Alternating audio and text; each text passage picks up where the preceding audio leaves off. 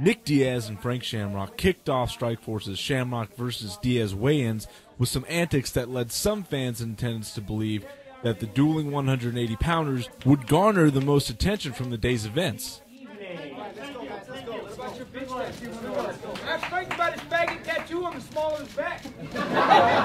Then Chris Santos took to the scales. 152. 152 is the initial weight for Christiane Cyborg. Cyborg's weight mark of 152 pounds stunned the crowd.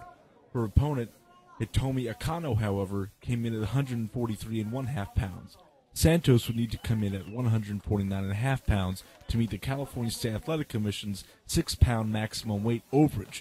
The news quickly became the talk of the weigh-ins. Clearly, to be 7 pounds overweight is not something that you want to be as a professional. You know, she's going to have a few hours to cut some weight and maybe make the fight. I think it'll depend on, her opponent's camp on whether they want to fight. It sounds like Josh Barnett's maybe not interested, and he's, leading the corner there. So Barnett made it clear that even if Cyborg came in at the 6-pound weight mark, fans and pundits shouldn't assume that the fight would continue as planned. Even if she does make 149 pounds, it sort of smacks to me that she figures, well, it's a big fight. There's no way that, considering the weight difference and not making weight, that Hitomi would give up the chance to fight on Strikeforce against her.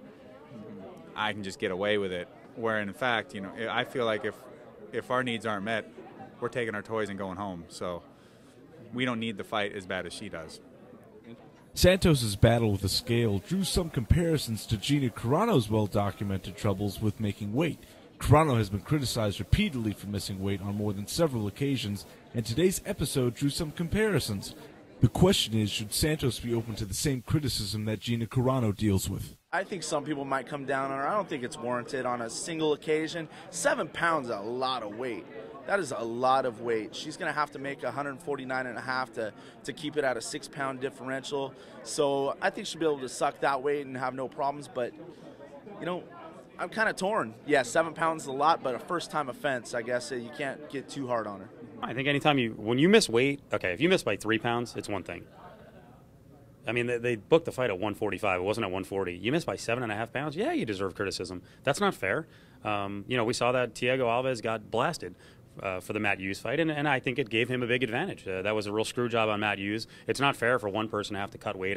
While Santos' 7-pound weight differential may have been the story of the day, if she cannot make 149.5 pounds, or if a deal is not made, she could become the story of the event for all the wrong reasons. Matt De La Rosa, Pro MMA.